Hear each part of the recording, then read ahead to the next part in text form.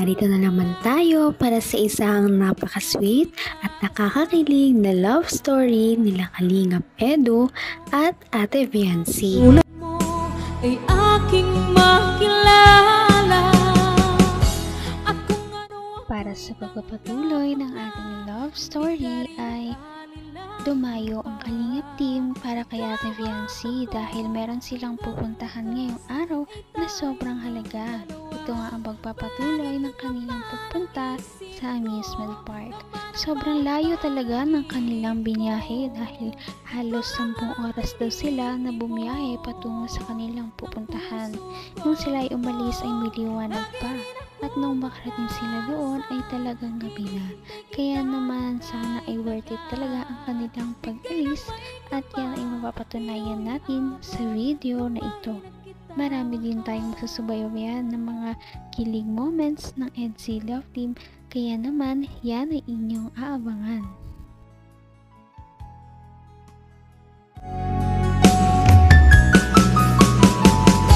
Ang nice ko lang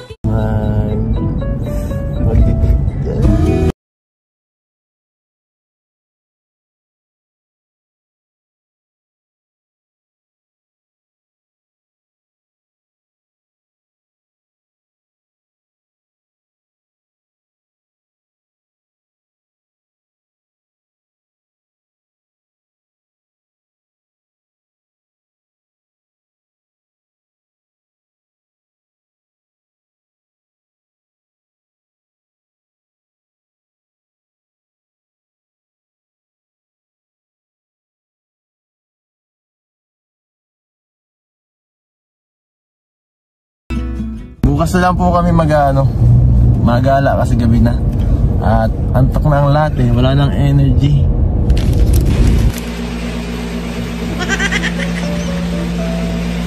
So ayan guys, tulog na yung mga kasamahan ko. So guys, ito kami. Tapos si Beyonce ay sa kabila, solo lang.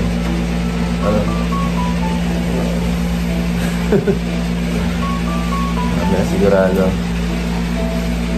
sana mag-enjoy sila lahat sa gawin natin.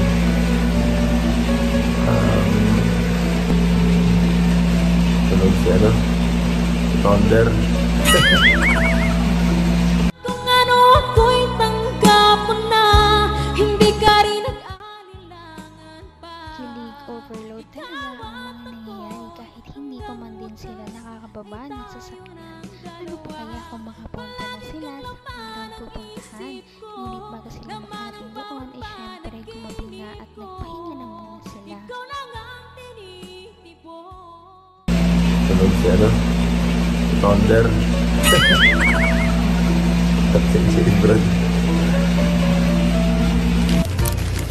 So ayun mga Kalingap, tapos na po kayo mag-asikaso. Tawagin na po natin si Kuya Bossy.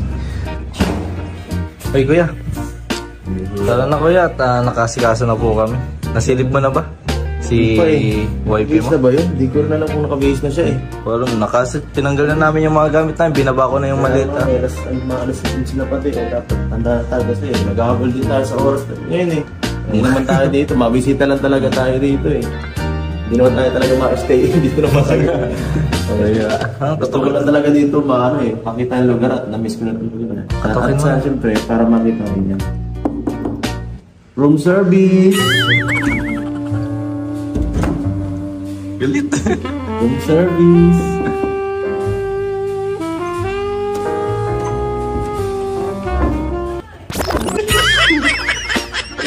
Ito pala yung room service po ito. Dito ka pala nakatira. Pasok na. So, okay ka lang dito?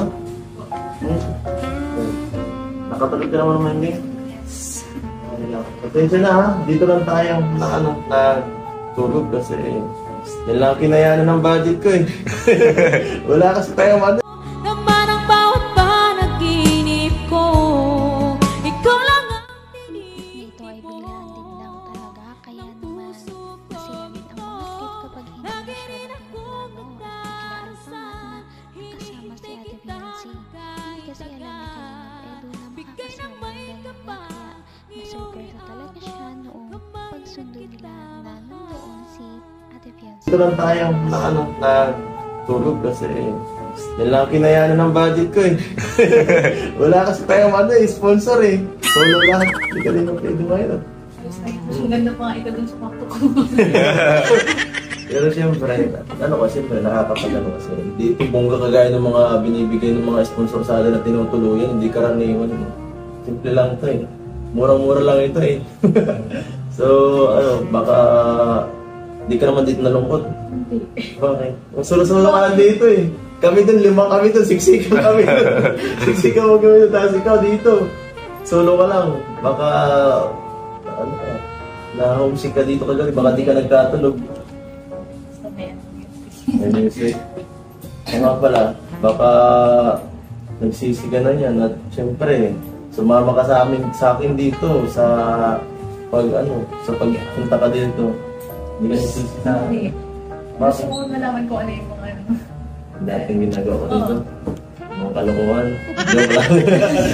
Hindi, wala akong ginagawa.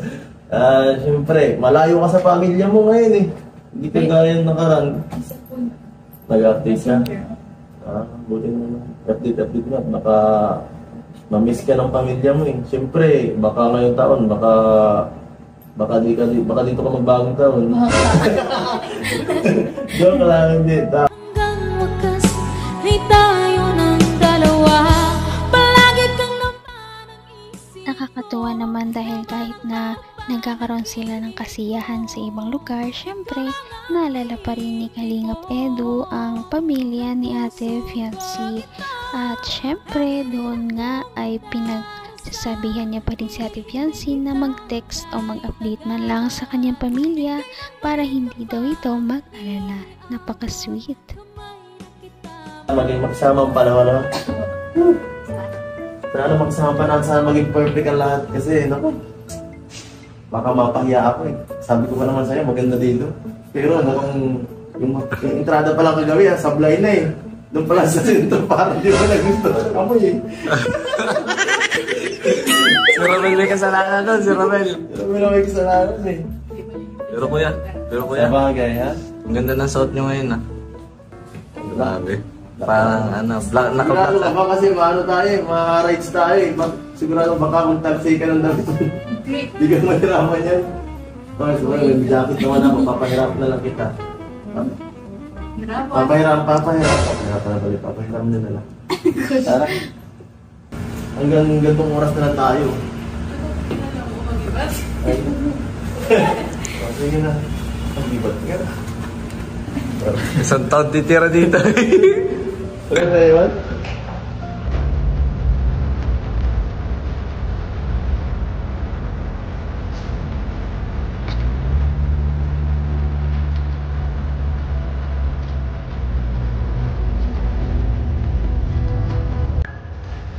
Dito na lang. Ako, iwan. Ay, nako. Dito na tayo. Kahit hindi pa sila nakakarating sa kanilang paroroonan noon ay sobrang marami na silang mga kilig moments. Ano pa kaya ngayon na talagang nakapunta na sila sa kanilang pupuntahan? At ang mga kilig moments na yan ay abangan ninyo sa ating susunod na video.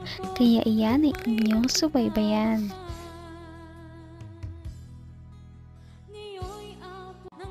Napaka-sweet talaga nila at napakabait ng tambalang ito kaya maraming sumusuporta. Kaya naman sana ipatuloy natin silang suportahan at mahalin si Fiancé, si Kalingap Edu at ang Kalingap team. Yun lamang at maraming salamat sa panonood. Abangan natin kung magkakatuluyan ba talaga si Kalingap Edu at Fiancé. Hanggang sa muli! Bye! Ngayon'y abot